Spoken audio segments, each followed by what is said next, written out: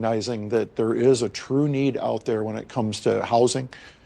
The other thing that we have had a lot of discussion over, and we've had it for at least 2 congressional city conferences so far, is rail safety. NLC stepped up shortly after the East Palestine train derailment in my state, and a city that is less than 70 miles away as the crow flies from my home, Athens, Ohio, and really working with the industry, but also working with Congress to come forward with a workable rail safety legislation that will really help all communities that have rail run through them. And I would contend the vast majority of communities have a rail line that runs through them. The other thing that is something we've been discussing a lot and recognizing that we have to manage, that being forever chemicals in your water supply, and wanting to make sure that Congress recognizes that the liabilities that communities have with the legislation that always been, policies that have already been created for what is required for cities, towns, and villages to make sure that their PFAS, forever chemicals, are at a acceptable level. And if they're not, there's liability to that we are going to have to manage as municipalities. And then again, talking about some great successes that we have seen in our communities when it comes to the bipartisan infrastructure law. I was driving to Columbus, Ohio, which is about 70 miles away from Athens, passing by a great project in the city of Athens that really was funded via the Bills Act. But then as I'm going into Columbus, our state capital, where there's all kinds of infrastructure projects that are going on there as well. If you think about just scale from a city of Athens that is a population of about 30,000 to the Columbus Metro, which is 1 million plus, but just seeing the successes with the bipartisan infrastructure law and what is being done and delivered on within our communities, that's a big story that's being told here, and it's going to be a story that's told and conveyed to Congress when we're on the Hill this week. Wow, so much to unpack, Steve. What do you think is the most important kind of topic that you'll be conquering while there? I have to default back to the shortage of housing in the nation. We're experiencing that in Athens, Ohio. We're home to Ohio University. Ohio University is always recruiting and bringing in new faculty, new staff. We have a new administration at the university, or an administration that's been in place for about 1.5 years. And with that comes the need for housing in your community, housing of whatever type someone is looking for. And that's just one story in Athens, to where it's unfortunate that we have had cases where people who are looking to come to Athens, or maybe a candidate who is being recruited to the city of Athens, and in some cases that person has decided not to come because one of the things that's important to them is finding the right type of housing that they're looking for, and therefore passing on coming to our community, which is really unfortunate. But I think that's a story that is being replicated across the nation, in all sizes of cities, whether it's a large metro, a medium-sized city, a small city, or a village, that this is a true challenge. But I have to say, there's some really creative things that people are doing within their municipalities to continue to support new housing. There's a program in the state of Ohio called Welcome Home Ohio, that we were a recipient of a $2 million grant that will help supplement housing that we're going to use on city property, with my great city council, who has authorized that use of that property to put equity-bearing homes that are affordable. They're going to be in the $150,000 price range, which I think in a lot of municipalities, that's kind of unheard of, to be at that level. But there's families out there that this is what they need. And so it's a challenge, like I said, from what I'm hearing with all of the members that are here, which is 2,700 plus people who are here in DC attending this conference. Steve, so much great information. Thanks so much. Where can we go to get more information? I would encourage everybody to go to nlc.org.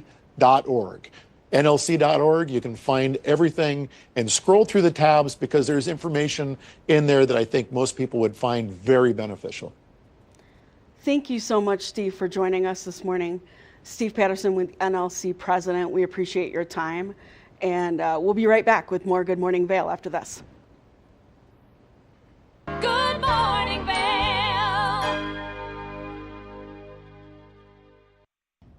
Did you know that all Eagle County residents and visitors can get a free Eagle Valley Library District card? All you need is a photo ID. You get our online databases and resources, free music, free streaming, all from wherever you have internet access. Free audiobooks and e-audiobooks straight to your phone. Go into your Eagle Valley Library District branch today and get your library card. Coming at you from around the world. The biggest names in sports, entertainment, and business. Here we go.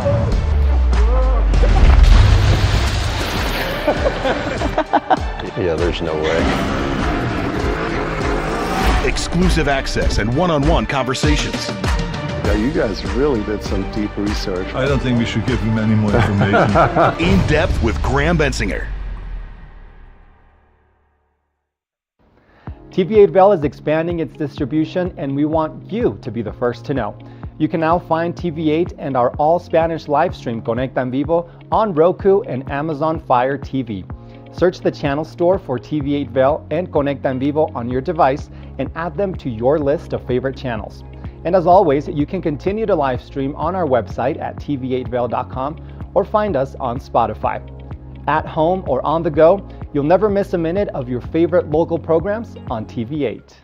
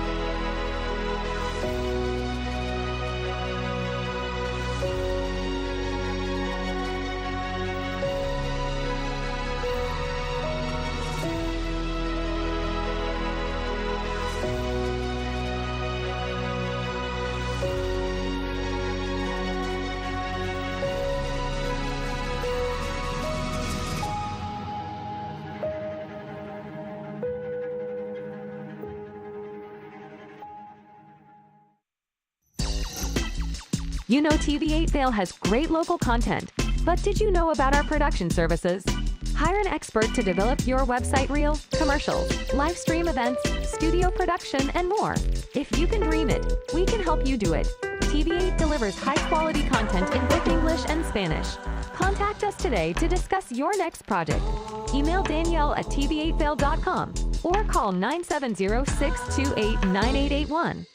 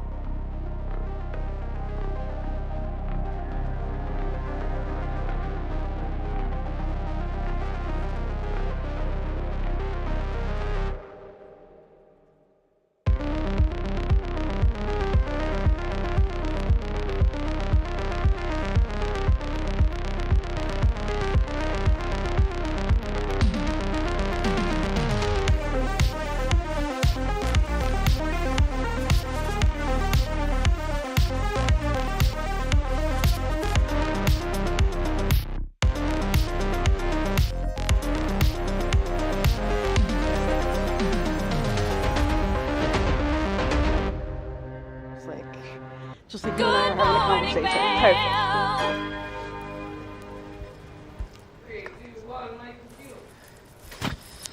Welcome back to Good Morning Vail. I'm so excited. I've got a fantastic group of entrepreneurs on the couch with me. Bennett, Maddie, and Audrey from the 4-H. Good morning, everybody. Hey, how's it going? Thanks so much for joining us this morning. Thanks for having us. Yeah. So let's get into it. Let's talk a little bit about 4-H and kind of what you do with it. Bennett, let's start with you.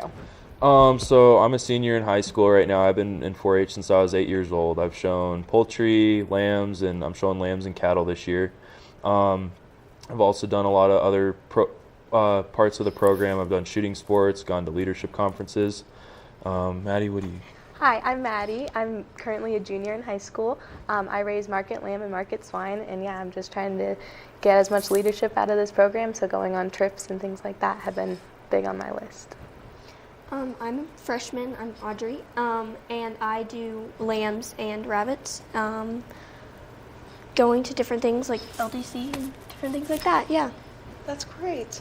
So how did you get started in 4-H? Like, what made you kind of jump into it?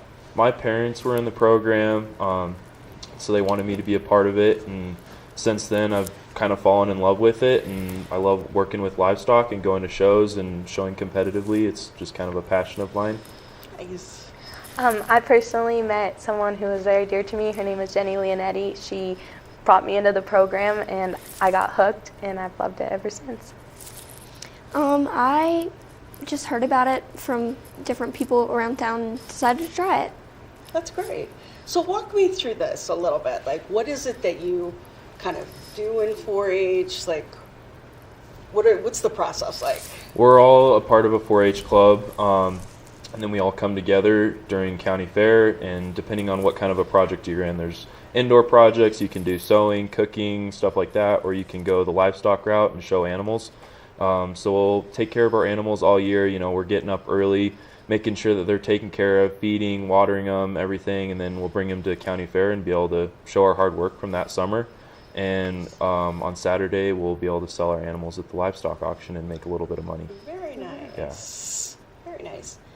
And Maddie? I do the same. I just do livestock, so wake up and do long days in the barn and get them ready. I've had my animals for about a month now, and we'll have them until late July. And then, yeah, go to the fair, hang out with friends. It's a week-long thing. We have shows. It's very busy, but it's a fun time. And then, yeah, sell the animals at the end. Yeah. And you're with the rabbits, correct? Yes. Yes. Yeah. So tell me a little bit about your work with the rabbits. So I have rabbits all year long because I mostly do breeding rabbits. I have Netherland dwarfs, they're little rabbits, but they stay in my basement and just hutches and stuff like that. Yeah, so we have to learn a 5-minute speech for them. So with bigger livestock, we don't have to talk very much, but with rabbits, we do a speech.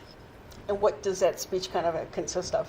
Like diseases and kind of just like talking about what specific to the breed, like what eye color they should have and what body shape they should have and different things like that. Okay. And what kind of attracted you to being involved with the rabbits, taking care of them? I started rabbits when I was 10, so mostly just because they were cute. That's great. So you guys have an event coming up this weekend, Rocky Mountain Oyster Fry. Tell me all about it. So we're going to be there Saturday, March 15th. It starts at 5 p.m., so you can get there, get your tickets. You can get them online at our website. We've got, it's I think eaglecounty4h.org, and we've got a QR code there. But it's at the Eagle River Center down there at the fairgrounds in Eagle. We've got different events to raise money. We've got a silent auction, we've got a live gun auction, a paddle raise, and all the money's going to awards for our 4-H program, you know, just putting on the events that we have each year. We're also going to have some events for kids, bouncy house, mechanical bull, a petting zoo, a lot of fun stuff, and then obviously dinner. Yeah. Fun. And what would you want people to know most about 4-H? I mean, it's a great way for our community to come together. I think it's a great way for young kids to learn leadership and a lot of ownership and take responsibility. It's a lot of responsibility to have animals to take care of. You know, you're having to get up every single day, take care of them, and you can't just skip a day. And you're on the clock all summer long, making sure, and if they get sick, you got to figure out how to take care of them. It's a big responsibility, and it teaches you a lot of life skills that are really important. Yeah, what's kind of the driving force behind that? Because as you said, you're spending all summer, your friends are out playing their video games and whatever. You guys are taking care of animals. What kind of drives you to do that? I think as you get into the program, you get this passion, and it's something that's going to drive you the entire summer. Once you get those projects, you have to work them if you want a good end result. So there's no off days, like he said. It's hard sometimes because you're missing out on good events, fun events with friends, just sacrificing lots of time for sports or school or things like that. But I think in the end, it's a passion that I personally love so much, and I'm very glad I spend that time with them. It's also, we wonder where our food comes from. It's a great way to show, Western heritage and where our food comes from. It's just, they don't just have it in the back of Costco, it comes from somewhere, and we have to learn. It's hard because we make friends with our animals and we have to sell them at the end of the year, and they're eventually going to market, But it's a great way to learn where our food comes from and how it gets on our plate. I think that's a great point, Bennett. Talk to me a little bit about that process, because you make friends with the animals, right? Yeah. That's got to be difficult to make kind of like that connection. How do you let go of them? It's definitely tough, especially when you're younger. You get attached to them. Now I've got a steer that I've had since September, and he's like a dog. He'll follow me around, and he's super cool. And I think that's one of the ways that you do good when you're showing is by making friends with your animal, but it's also hard, and that's another thing you got to learn in life is how to do that, and eventually it comes down to it's food. Yeah. So all three of you, such incredible young people. Tell me what's in the future for you. I'm actually going to be starting a business here in the Valley, a tree company. So I'm going to be using a lot of my skills that I've learned from 4-H to be starting a small business and become an entrepreneur. I'm currently a junior, so I'm looking at colleges. I plan to attend one coming after my senior year. I'm really passionate about agriculture, so I'd love to stay involved in that industry, but we'll see what life takes me. How about you, Audrey? I want to go to the University of Georgia with a major in agricultural business. Oh, nice. So this is definitely preparing you for that college career. Yes. That's awesome. One more time, guys. Tell me where, when, and how for this weekend's Rocky Mountain Oyster Fry. The Rocky Mountain Oyster Fry will be held at the Eagle County River Center from 5 to 10 p.m. Attendees who are going are encouraged to buy their tickets online, so to save time at the entrance. And yeah. Great. Anything else you want the audience to know about 4-H or about this weekend's event? Yeah, it's a great event. Come down and meet the kids, and it's a great opportunity to bring our community together and meet new people. Yeah, it's a lot of fun. It's a huge event for us. It's raised so much money for our scholarships, learning educational programs, and leadership opportunities, and it'd be awesome to contribute to that. Yeah, we are sponsored by a lot of different people, so thank you to everyone who sponsors us. Yeah. Perfect. Bennett, Maddie, Audrey, thank you so much for joining me this morning. Yeah. And make sure that we go out and get our tickets for the Rocky Mountain Oyster Fry this weekend. We'll be right back with more Good Morning Vail.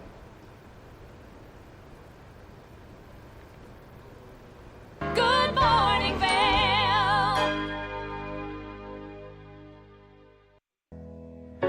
Join us on board the Leadville Railroad Winter Express. Stay cozy in our heated lounge cars. Marvel at the stunning winter landscape.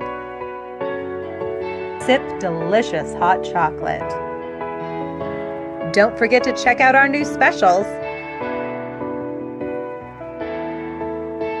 Book today at leadvillerailroad.com.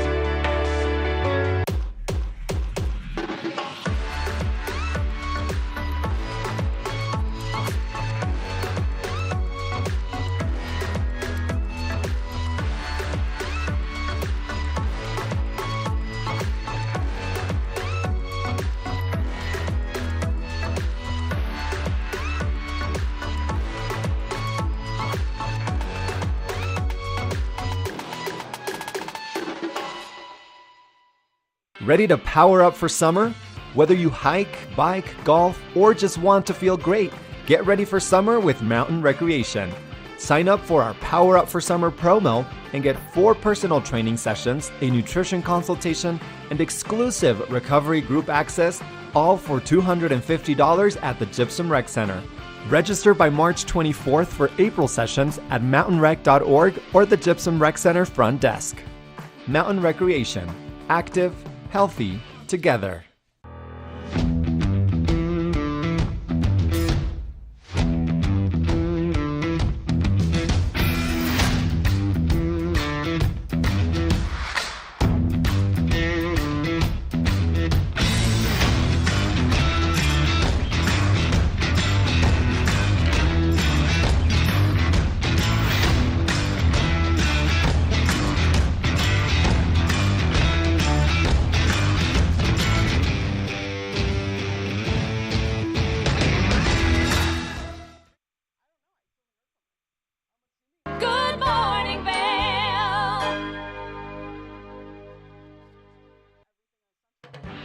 This weather report is sponsored by Grand Hyatt Vail.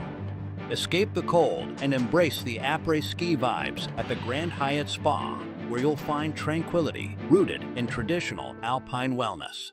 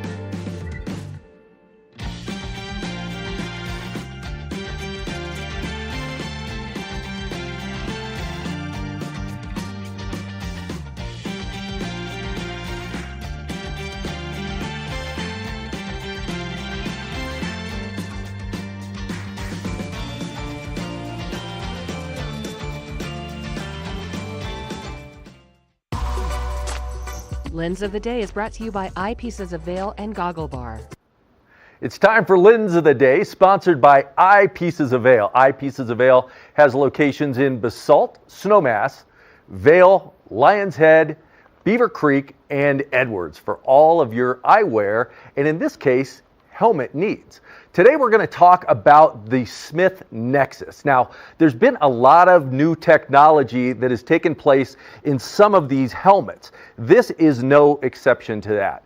The helmet has 22 different vents, so it offers, a lot of comfort, whether the temperature you're skiing in is cold or a little bit warmer. So all throughout the season, this helmet is a perfect option for you. It's also got MIPS, which most helmets now are getting the MIPS, that multi-impact protection that allows you the mobility of the helmet, so when you hit or take a direct impact, it inflects it around so you don't feel a direct force. A new technology that's built into this helmet is Choroid. Now, Choroid is a series of tubes that also impact direct forces. So that allows the injury not to be sustained to the person wearing it, but to be impacted throughout the helmet. You'll see some of the impact joints right here, similar to what you see on some of the new NFL helmets, to where it takes that force off of who is going to receive it and disperses it throughout the helmet.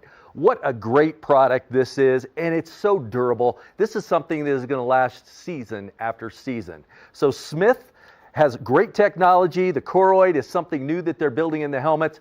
You partner these with some Smith goggles, and you've got the best technology to allow for a very safe and enjoyable day on the mountain, whether you're snowboarding or skiing. It's going to offer everything that you want.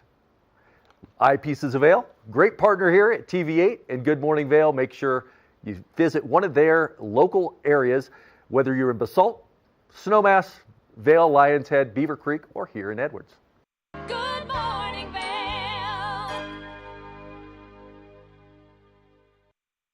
Hello, my name is Jeffrey Morgan. I'm with Ron Byrne & Associates. And today I'd like to welcome you to Mine House and Mi Casa, a premier bed and breakfast right here at the base of Beaver Creek Mountain. Let's go inside.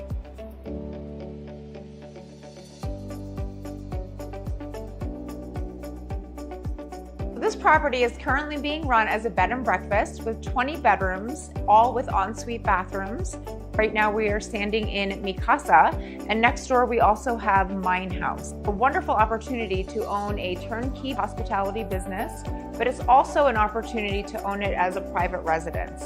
It can be sold all as one or in individual pieces, however you choose. So now that we've had a chance to show you these two amazing properties, Mi Casa and Mine House, We would love the opportunity to show you in person. Give us a call. The season starts when Nate Dogg, Trailer Tom, and friends have started the season at Farley. There it is, the white ribbon of living. 5, 4, 3, 2, 1. And on that very first chair, two very familiar faces who've been in line for 2 days. My name is Nate Dogg, N-A-T-E, D-O-G-G-G-G. My name is Trailer Tom. Nate Nadler and Tom Miller live nearby. I feared nothing but not getting first chair. Second chair nightmare. Yeah, second chair nightmare. My goal is to continue to fight for this first chair as long as I'm physically able.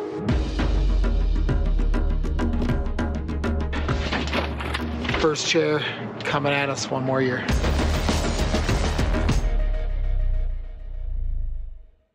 One of the longest-running syndicated television series is back, America's Black Forum, a weekly series highlighting the latest in our lifestyles, business, entertainment, and finance. We introduce you to entrepreneurs who are making their mark in the business world and leaders who are fighting for change. Welcome to America's Black Forum. Tune in each week to know what's happening in our world today on America's Black Forum.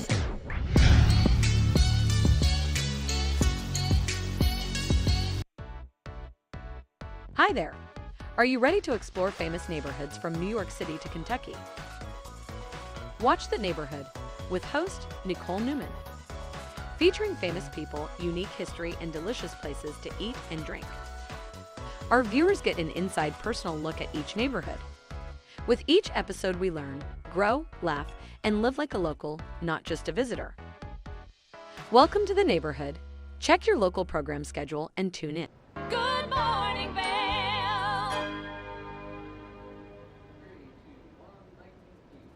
Welcome back to Good Morning Vail. Recently, Julio had a chance to go visit the 10th Mountain Division exhibit at Reitman Gallery and talk to the artist, Jared Hankins. Let's take a look. Ladies and gentlemen, spring is just around the corner here in the Vail Valley, and there's always lots of opportunities to learn, to get inspired, whether it's through art, through history, or maybe through a mix of both, just like talented artist Jared Hankins has done at his exhibit here at Reitman Galleries, right in the heart of the Vail Valley and of Vail itself. And it's a great opportunity for you to come and check out some of his work. We're speaking with him today here again. Jared, it's lovely to meet you and see you again. We were here in the summer with your Ski Town Americana exhibit, and now you're back with this winter, spring exhibit. So excited to chat with you today. Yeah, how's it going? I'm good. I'm excited. We were checking out some of your work before, and I'm excited to learn all about it. So tell me a little bit about the inspiration behind this 10th Mountain Division exhibit that we're seeing here today. Well, the 10th Mountain Division was kind of it's a pretty incredible story in general. They were a kind of a division, a tactical division that the Army put together in World War II specifically to fight the Germans at altitude in the mountains. So they're trained at Camp Hale in survival skills that range from climbing to outdoor survival to skiing. And then ultimately, when they went over to Germany, they were pretty instrumental in helping end the war by they went up at night. They went up Riva Ridge, which they scaled, and then they kind of attacked the Germans from above. And so when they returned to the United States, a lot of them returned to the mountain communities, and they ended up being founders of over 60 ski areas. So that's, skiing largely is in the United States is really kind of responsible for 10th Mountain Division. And you're right. We some may say we are here. Vail is here because of the 10th Mountain Division and some of the founders, and it really talks to, some of your pieces talk to, you know, some of this history, and just hearing you speak, you also kind of touch on some of that resilience, some of that bravery that these men had, and that is kind of reflected on your pieces, right? We see them coming up the mountain, we see them kind of in these conditions. Tell me a little bit about some of the depictions that we see in some of the work. Yeah, a lot of the pieces I was taking from original photography from the 1940s, and so obviously the depth of field's a little bit different with a field camera and so I used some Photoshop as far as the little bit of tweaking here and there to create some mountain scenes that are a little bit maybe romanticized slightly, but for the most part, these were real training spaces for the soldiers. Homage is a piece that is of Holy Cross in the background, and it's actually taken from Notch Mountain, which is across the valley from Holy Cross, and so that was a training area for them, and this one, the line is actually. It was in Leadville. It was a big training area for them as well. Right. And then, of course, you have the Gore Range and then Lover's Leap, which is obviously a big aspect or feature in the back bowls in Vail. So. Absolutely.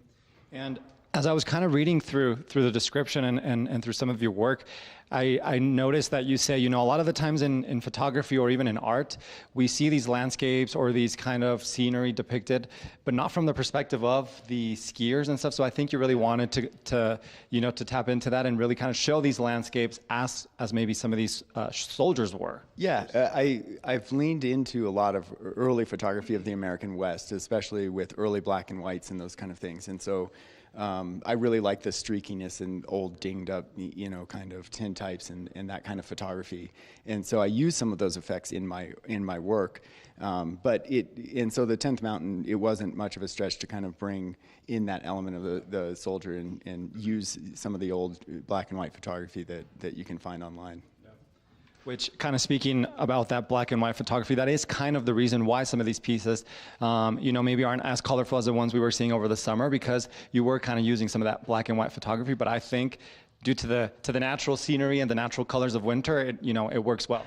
Yeah, I think that, I'm bringing in some tone, a little bit of blues and browns to kind of bring in a contemporary element, and also, you'll find drips and different kind of brush strokes, and so they're not intended to be completely realistic, but very representational of the soldiers themselves. Absolutely. Now, Jared, how long has this exhibit been in the works? How long does it take for you to curate, maybe one piece of art, or kind of what does that creative process look like?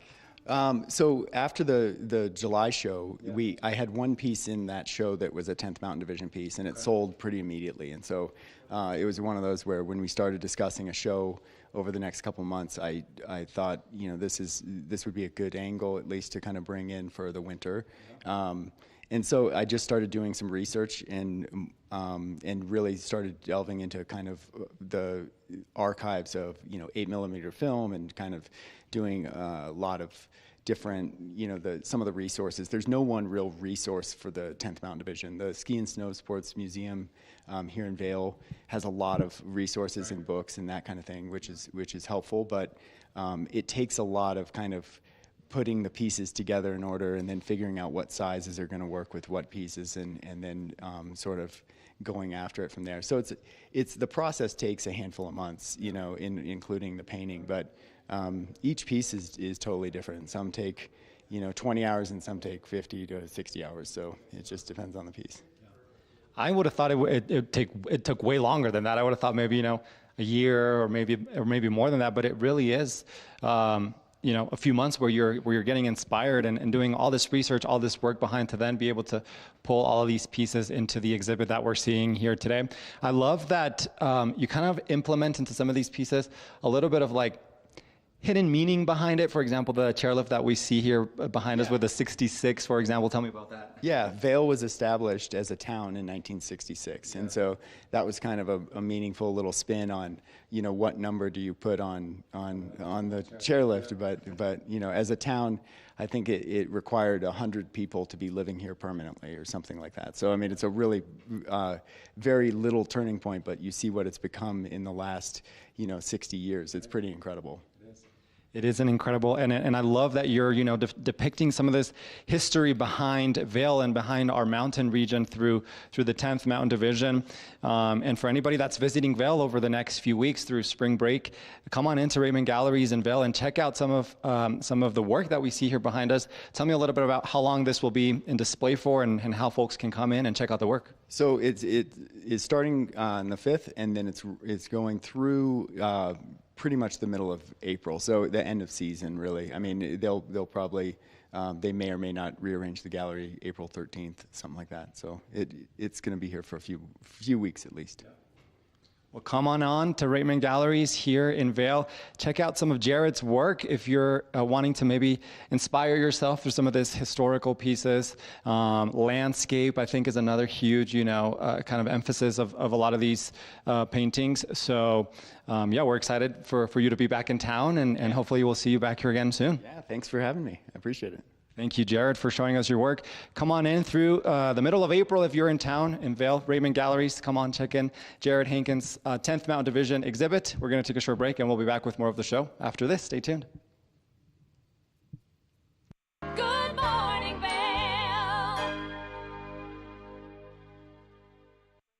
Discover the perfect blend of style and performance in your eyewear at Eyepieces. With convenient locations in Vail Village, Lions Head, Beaver Creek, Edwards, Basalt, and Snowmass, Eyepieces is the destination for luxury eyewear and high-performance optics. From iconic brands to the latest in sport frames and snow goggles, we have the eyewear to match your mountain lifestyle. Plus, we offer prescription lens services, including eye exams, custom lenses, and prescription goggles for your mountain adventures. Visit us today to experience the art of vision. Eyepieces, serving the Vail Valley's vision needs for over 40 years. It's time for the best coverage of the top stories in sports. The Sports Wrap with Jason Page starts now. How do you make Anthony Edwards the face of your franchise if you're the Minnesota Timberwolves? We'll get into that. And we say hello to our good friend Matt Verderam, who hangs out with us from SI.com. They're NFL insider, one of them. Is hanging out with us on the program today. Did you see Caitlin Clark last night? She put up a 40-burger, hits the game-winning three as time expires. Let's turn our attention to the Denver Broncos, one of the NFL's most dysfunctional situations. The Sports Wrap with Jason Page. Take the first game every one of us played in the schoolyard. Turn up the degree of difficulty to maximum, and then let loose some of the fastest and most agile athletes in the world to go one-on-one in what you have is the most extreme pursuit contest you've ever known. It's intense, it's addictive, and there's only one rule. Don't get caught. Oh my gosh. If you haven't seen World Chase Tag before, here's how it works. 2 teams of up to 6 athletes compete in a series of one-on-one chases. Each chase lasts up to 20 seconds and has 1 chaser and 1 evader. Opportunities for points on the board! Oh! Whoever wins the duel stays on as the evader, and teams get 1 point for each evasion they make. And it looks like the opening point to this contest. It's the best of 16 chases to win the match, with a sudden death chase-off required to break any ties. It's win or go home from now on. Don't miss it.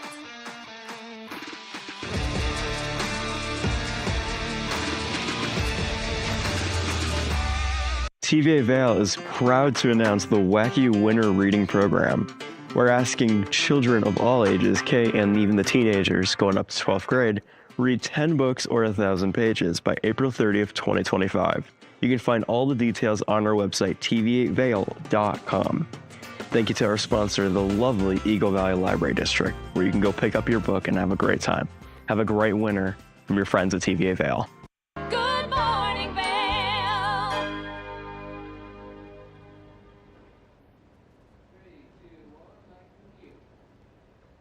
Welcome back to Good Morning Vail. I don't know about you, but when it comes to dinner, I want it to be as simple as possible. So let's head into the kitchen where Kim gives us a delicious recipe for a flatbread pizza. Oh, well, thanks for joining us. We're here in the kitchen. Yes, love it. Well, you know, I am a big fan of having like restaurant quality, easy to make at home meals. And what can you do that with is a good flatbread. Love it. Yeah. So, Ross, do you like a flatbread? Yeah, easy ingredients and Easy. I mean pizza. Yeah, Easy. it's exactly right. You know, I think flatbread is like pizza with a fancy twist. I like that. So we're going to go ahead and do that. And these are really great ingredients. You can put whatever you want to on it, but we're going to do spinach and sausage. So we've got just regular pork breakfast sausage. You can throw that in there. It really doesn't matter. You can use any kind of sausage that you want to. So we're going to just put a little bit into our skillet that's been heating. So you just need a dab of olive oil. And then we've got the oven preheating and ready to go. So I actually like to toast my flatbread a little bit as well before we get going on making this pizza. But the best part is once you can kind of like cook everything down, it's not going to take that long to heat it up and to get ready to enjoy it. So I don't know. Ross, do you make pizza at home? No. No. Well, he's about to because we are working on this new flatbread recipe. But this is great. You can just get these flatbreads usually in like the fresh deli section of your grocery store. And we got two here, so we'll start with one. I like to brush them with olive oil or some sort of oil just to crisp it up a little bit before we actually start layering our toppings. So Ross, if you wouldn't mind passing me the olive oil. Check. Awesome. We're gonna make this into a sausage and spinach white sauce flatbread. So again, flatbread to me is just like the easiest way of saying a fancy pizza. Yeah. And it's not that big, so you don't feel bad if you eat the whole thing. Yeah, and it's not as like heavy, right? So exactly. You can feel good about it. You know what I actually like to do? I pour a little bit of olive oil on it, and then I've got this basting brush. So I'll just kind of brush my pizza here with the olive oil. I don't know if you can see what I'm doing. I'll move this olive oil out of the way. But we're just brushing it. Our oven is preheated. And while we continue to chop and cook everything else, we'll let this crisp up in the oven. So you just want to make sure you spread it out evenly, just like that. And then the best part is if you wanted to make this like a garlicky white sauce pizza, you can put real garlic on it, or in the essence of time and making sure your fingers don't smell bad, we're going to go ahead and put a little bit of garlic salt all over this pizza. And again, this is the best part. You don't need to have exact measurements. You can just do whatever you got in your pantry, or if you wanted to run to the store. And I know for us here, City Market is 5 minutes away, probably from everybody's place of residence. So you can just grab whatever ingredients you need to at the store. So I put some olive oil on the pizza, and then I put a little bit of the garlic salt. So while we're cooking the sausage, I'm going to put this into the oven just so it crisps up a bit. Kim, what are your thoughts on pineapple? I am a fan of pineapple on pizza. I think it's I like the idea of like a little bit of the juicy sweetness with the salty of whatever meat that it's usually paired with. Yeah. I could go ham, I could go bacon. I think pineapple and jalapeno is like a classic combo. That sounds so good right now. Unfortunately, that's not what we're doing. That's okay. Today, that's okay. You know, that would be a really great combo here as well. So we've got some spinach. We're going to go ahead and put some spinach on this pizza as well while you continue to brown up that sausage. So we're going to pull it up here. And, you know, if you don't have a proper knife on hand, that's okay. You don't need to because spinach does wilt when you're cooking it. Right. But we're just going to cut it up a little bit. I like to kind of take the end pieces off here, just like that, because sometimes that gets a little stringy when you're eating it. So we'll go ahead and do that, and you can just grab a few. You can chop them off, whatever you need to do to make it easy. And then I'm going to just do a rough chop of this spinach. That sausage is looking killer. How big do we want these pieces? You know, just bite-sized, whatever Okay. you want. So I'd say just kind of smash it up, looking great, nailing it. I mean, this is the best size sausage Yeah. that I've ever saw. And can we talk about my sole purpose in 2024 is to make you an expert chef by the end of the year? I think it's working. I don't know. You're looking pretty good. I don't know about that. I don't know. I think he's doing great, ladies and gentlemen. I really do. Yeah. Yeah, how do you feel? Do you feel better? One of about these it? days, I'm gonna lead it. All Yeah, right. it's exactly We'll figure it right. out, but one of these days. You know, I keep telling Kevin that too. Kevin says he's He's been to culinary school, and he has yet to show me what to do in the kitchen. So I'm just doing a quick rough chop of this spinach. I don't have a real chopping knife, but that's okay because we're not. It doesn't really matter like what this looks like. You're just kind of whipping this together in the kitchen. So imagine it's like a quick lunch, or a weeknight dinner, whatever. Or maybe you're having friends over. You just want something that's quick and easy. This is a great way to do it. Now, if you want it to be fancy, you can make your white sauce from scratch. We are not, which is great. Make your dough from scratch, you can make I bet. Your dough from scratch. I also, another way that I like to make flatbreads sometimes is to just take like a low-carb tortilla. So the best part is like any sort of carb base, and then just throw the toppings on it. We've got some spinach, so this looks good to me. I think, how's that looking for you, Ross? Oh, almost there, not We're quite almost done. there. It doesn't need to be super, super perfectly cooked. I mean, it does. But we're going to put it in the oven for about 10 minutes as well, just to kind of meld everything together. Yeah. So I'm going to grab our flatbread out of here. You can see the edges are starting to brown up a bit. And Ross, I'm going to warn you, it's going to be hot. So I'm moving to this side while you continue to do that. Yeah, looking great. So the best part about this too is we can actually broil it when we're done, just so that everything melts. Nice. So white sauce. Okay. You can make it from scratch, or just buy the jar, which is what we're doing. We're talking about an easy way to make it. So we've got here, I can never pronounce it. It's a cacao pepe, which is basically like Parmesan and pepper and cheese. It's delicious. So I like to hit the bottom of the jar if it's a brand new one. Pop it open. There we go. It's looking great. Honestly, it does. I love sausage. So. It smells like breakfast right now. It really does. So I'm going to grab a spoon out of our drawer. And then while you're continuing to get that browning up, I'm going to spread the white sauce all over our pizza here. Then we've got some mozzarella cheese, we've got some spinach. I was telling Ross, I almost thought about bringing some caramelized onions and making those, which would have been a really fun thing to do, but it takes a while, so. Takes a while, and last Not night. fast enough for one single kitchen segment. Last night we didn't need to do all those dishes either. It's true. Dishes are always the fun part of cooking. So I'm just spreading on this white sauce here, and you can put as much or as little as you want to. There's gonna be a lot of sausage for that. That's okay. We can just kind of sprinkle it on. We've got the white sauce going. It looks great. Then we've got some mozzarella. So we'll be putting that sausage on here in a second. Got some mozzarella cheese. I'm going to do a little base layer sprinkle of mozzarella, and then we're going to sprinkle on some of that sausage. Oh, it's looking good now. It looks great. You don't have to put a ton of cheese on the bottom because of the white sauce, but I like to kind of put a base layer because you can never have too much cheese, right? No such thing as too much cheese. Too much cheese. Does not exist in my world, Nope. I'll tell you that. Nope. All right, great. So we've got our spinach. So Ross, if you want to grab some of that spinach that's been roughly chopped. Yep, right there, looks great. Cool. And we're just going to sprinkle a little bit on here. Yeah, you can just kind of layer it, spread it around. Looks great to me. Then we're going to throw on the sausage, because this will melt a bit. So we'll just kind of break that up a little bit. We're good to go with the sausage? I think so. We'll just go ahead and do that. And just put a little bit on and sprinkle it as best you want to. If you want to be brave and use your fingers like I am. Kim. I know it's toasty, it's hot, it smells delicious. You can smell all the spices. That looks great to me. I'm telling you, Ross is going to be an expert in the kitchen soon. There we go. And then I think that looks good to me. I think that looks great. Yeah, and we'll add a little bit more. I've got some parsley and the garlic salt, the spices right there. You can add whatever other spices you want to. We can do like an Italian if you have that.